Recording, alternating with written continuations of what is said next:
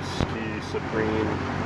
If you're seeing this, go ahead, like and subscribe. You'll get notifications for this and other jobs, projects. So what we got here is the floor put back in. I've poured foam.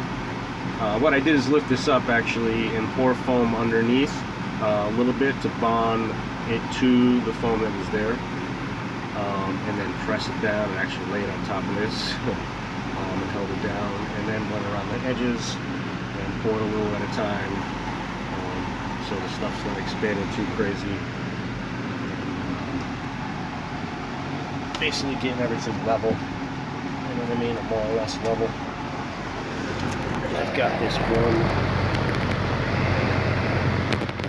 piece here.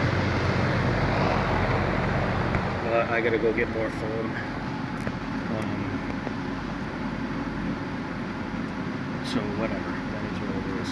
But I'm thinking I'm going to go ahead and start glassing the rest of this. I'm going to clean this up first, obviously.